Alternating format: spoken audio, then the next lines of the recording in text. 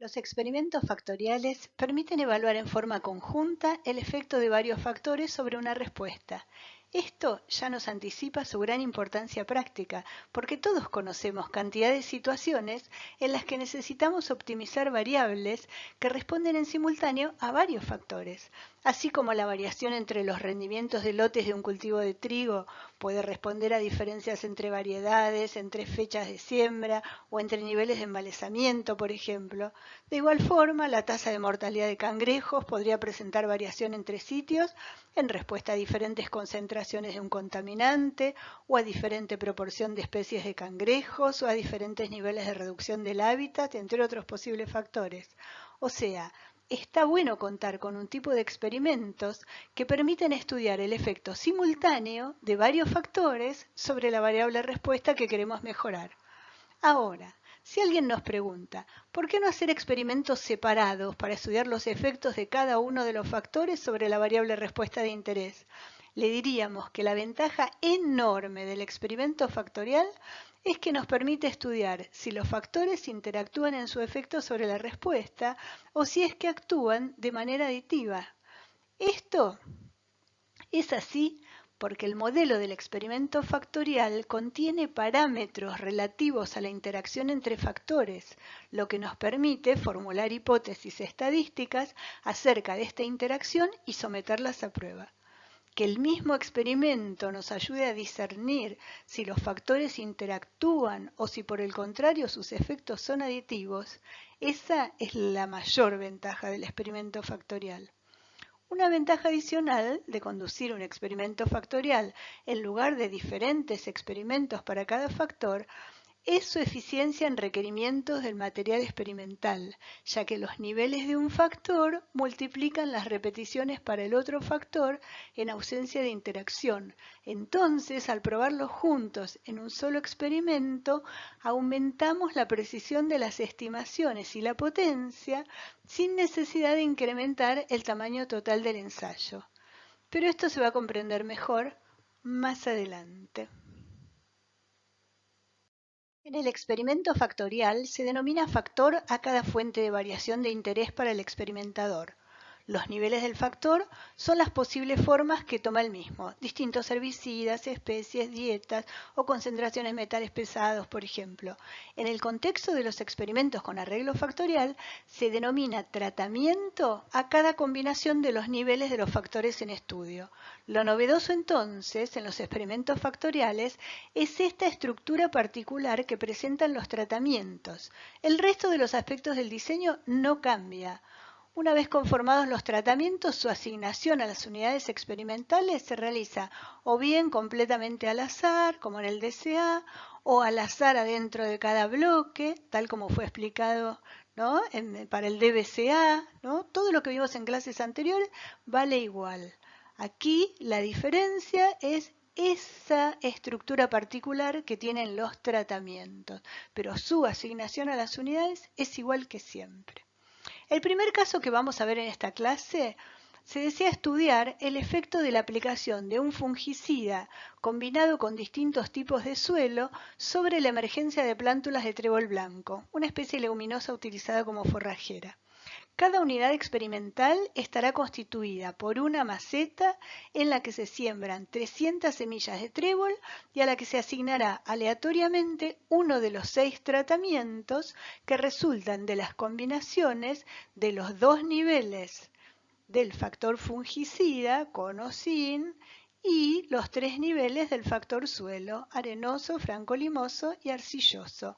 El experimento cuenta con 3 repeticiones de cada tratamiento. La variable respuesta es el número de plántulas emergidas a los 15 días de la siembra. El investigador que planifica y conduce este experimento se formula preguntas como estas. ¿Qué efecto tiene la aplicación del fungicida y el tipo de suelo sobre la emergencia de trébol blanco? ¿Sí? ¿Cómo influyen estos factores sobre la variable respuesta de interés? También se pregunta, ¿la aplicación del fungicida produce como resultado un incremento uniforme de la emergencia sin importar el tipo de suelo? Esta es una pregunta de gran relevancia práctica, porque si la respuesta al fungicida resultara consistente a través de las distintas condiciones de suelo, las conclusiones del ensayo facilitarían mucho las recomendaciones de manejo. El título del diario diría, sin importar el tipo de suelo, la respuesta al fungicida, etc. En cambio, si no hay un efecto uniforme del fungicida a través de los distintos suelos, en ese caso interesará preguntar, ¿cuál es la mejor combinación de niveles de fungicida con o sin y de tipo de suelo para la emergencia de trébol blanco? En este gráfico de promedios por tratamiento se observa que, en promedio, la emergencia de trébol es mayor en las macetas tratadas con fungicida en todos los suelos. También se observa que la emergencia es mayor en los suelos arenosos que en los suelos francos y en estos es mayor que en los arcillosos, tendencia que no difiere si los suelos fueron tratados o no con fungicida.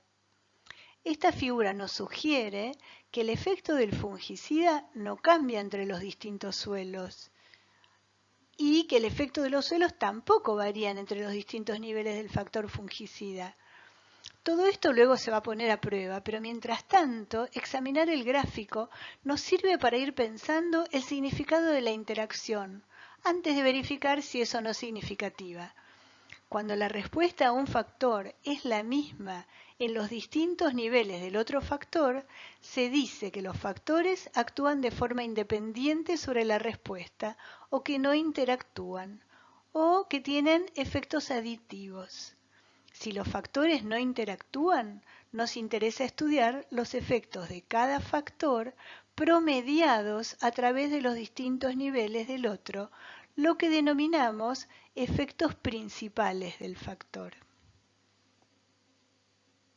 El efecto principal de un nivel de un factor, por ejemplo, del nivel con del factor fungicida, se estima mediante la diferencia entre el promedio de la emergencia de todas las macetas tratadas con fungicida, en este caso 169,67, y el promedio general de la emergencia de todas las macetas del ensayo, en este caso 160,33 plántulas por maceta.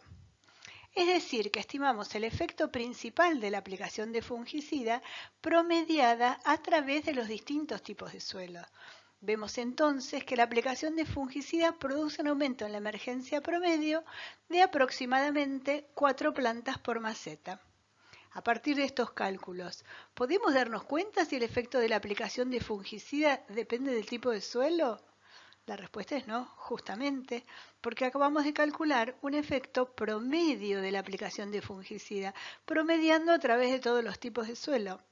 Evidentemente, prestar atención a los efectos principales solo tiene sentido cuando podemos suponer que el fungicida no actúa de manera diferente en cada suelo, es decir, cuando no hay interacción significativa entre los factores fungicida y suelo. Resulta que un experimento idéntico fue realizado con otra especie leguminosa usada como forrajera, alfalfa.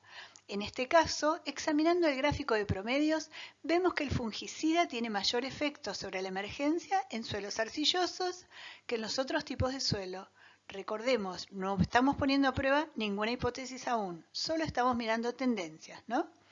También vemos en suelos arenosos una menor emergencia promedio en las macetas con fungicida que en las que no se aplicó fungicida.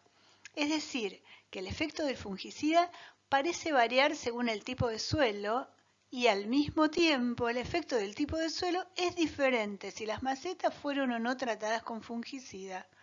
Observar que en los tratados hay menor efecto del tipo de suelo sobre la emergencia que en los no tratados.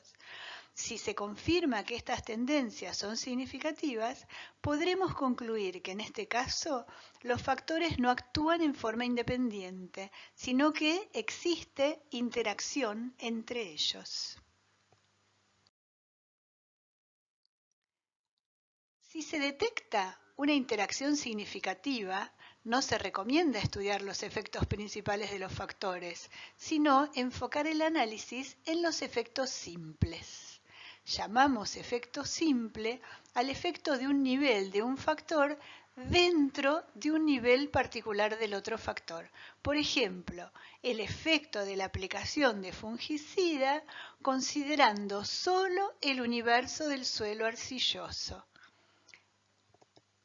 O sea, lo calcularíamos en el primer renglón, ¿sí? Sería la diferencia entre con fungicida, 228 plántulas por maceta, y la media de emergencia en las macetas de suelo arcilloso, 201,66. Porque al calcular efectos principales en presencia de interacción, podríamos estar promediando niveles donde la respuesta es diferente, entonces estaríamos enmascarando los efectos que tienen lugar dentro de cada nivel del otro factor, es decir, los efectos simples. Si calculamos en este caso el efecto principal de A1, ¿no? De con fungicida, esa diferencia que sería entre todas las macetas que tienen fungicida, 239,4, y la media de todas, ¿sí? 238,55 plántulas por maceta, ese número tan pequeño, menor que 1, ¿no? Nos está produciendo una información muy confusa, porque está promediando el efecto del fungicida en los 3 tipos de suelo. Y para esta especie el efecto de fungicida es diferente en los distintos suelos, ¿no? Vemos que aumenta la emergencia en suelos arcillosos y la disminuye en arenosos. Entonces, este efecto principal que arroja un valor de menos de una plántula por maceta, ¿no? Ese resultado tan pequeño nos llevaría a correr el riesgo de concluir que no hay efecto debido a la aplicación de fungicida en alfalfa. Sin embargo, el factor A, fungicida, sí tiene efectos, pero estos efectos son diferentes en cada nivel del factor B, tipo de suelo. Lo que pasa es que si lo promediamos calculando un efecto principal, quedan enmascarados. Por eso es que cuando existe una interacción significativa entre factores, puede ser confusa la interpretación de los efectos principales de cada factor. En cambio, resulta más provechoso evaluar los efectos simples dentro de cada uno de los niveles del otro factor, ¿sí? Podemos evaluar dentro de suelo arcilloso, si calculamos esa diferencia entre 228 y 201, nos da 26,34 plántulas por maceta, o sea, una diferencia a favor de las macetas que tuvieron la aplicación de fungicida de 26 plántulas aproximadamente. En cambio, dentro del suelo franco-limoso da un efecto simple negativo, ¿no? 251,33 menos 258,83 da menos 7,5 plántulas por maceta, y dentro del suelo arenoso da negativo más fuerte, 239 menos 255,16 da menos 16,16 plántulas por maceta. Se observa que en los suelos arcillosos emergieron en promedio 26 plantas más de alfalfa en las macetas donde se aplicó el fungicida. En los suelos arenosos emergieron 16 plantas menos. O sea, el efecto fungicida no es independiente del efecto del suelo en este caso, ¿sí? Es una situación en la que esperamos que la interacción va a resultar significativa, pero bueno, tenemos que ir a probarlo. En el experimento de trébol blanco, si llegáramos a verificar después de la prueba de hipótesis que los factores actúan en forma independiente, evidentemente nos va a interesar estudiar los efectos principales del fungicida a través de todos los suelos y los efectos principales de los suelos a través de los niveles de fungicida. O sea, los efectos principales. Podremos extraer conclusiones acerca del efecto del fungicida, aplicables indistintamente a los tipos de suelo, y acerca del efecto de los suelos aplicables indistintamente a semillas que reciban o no la aplicación de fungicida. En cambio, en el experimento de alfalfa, si se confirma que los factores interactúan, nos interesa estudiar el efecto de la aplicación de fungicida separadamente para cada tipo de suelo, los efectos simples. Y lo mismo, el efecto de los suelos separadamente para las condiciones con y sin aplicación de fungicida. De aquí se deriva que la presencia de interacción entre los factores condiciona completamente el análisis posterior de los datos y las conclusiones del estudio. Es por esto que la primera hipótesis que debemos poner a prueba en los experimentos factoriales se refiere a la presencia de interacción significativa entre los factores. Como dijimos al comienzo, la principal ventaja de los experimentos factoriales es justamente la posibilidad de evaluar si distintos factores actúan de manera independiente sobre la respuesta estudiada o si interactúan en sus efectos sobre la respuesta. Este es el modelo lineal para el experimento factorial, que describe de esta manera a cada observación de la variable respuesta y, como se ve, contiene efectos principales de los factores y efectos de interacción entre ellos.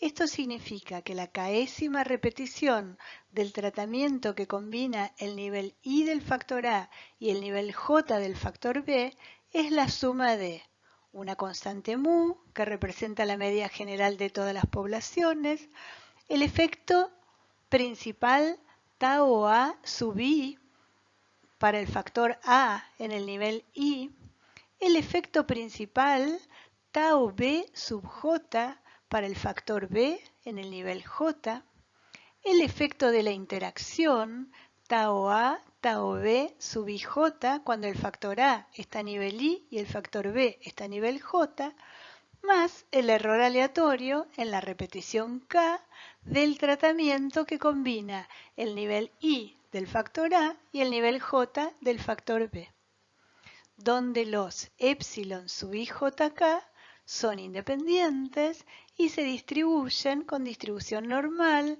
con media cero y varianza sigma cuadrado.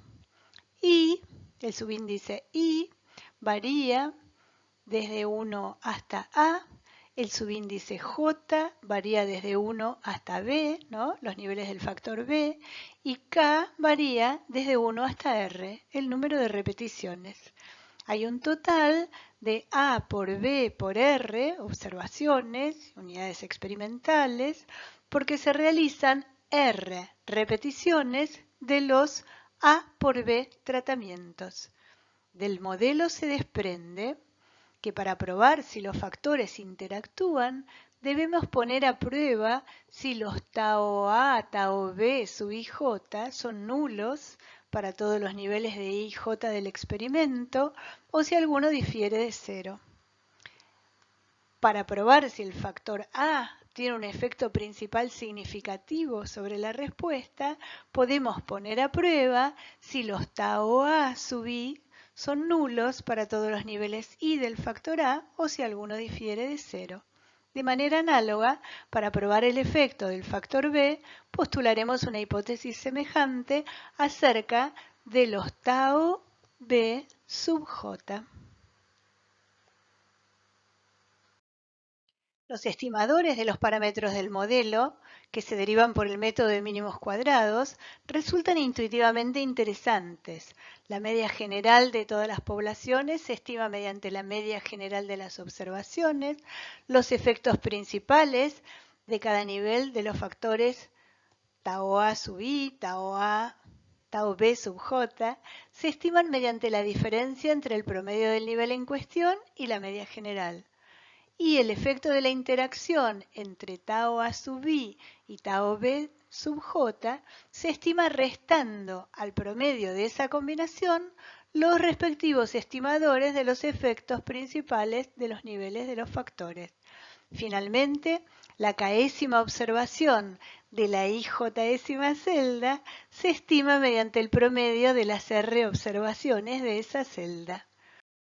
En esta parte de la clase aprendimos a diseñar experimentos para evaluar si dos factores actúan de manera independiente sobre la respuesta estudiada o si interactúan, a formular el modelo y a estimar los parámetros.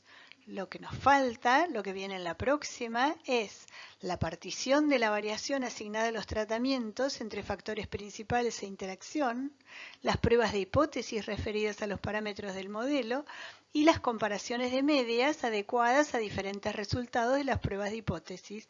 Finalmente, la buena manera de comunicar las conclusiones del ensayo al resto del mundo. Nos vemos en la próxima.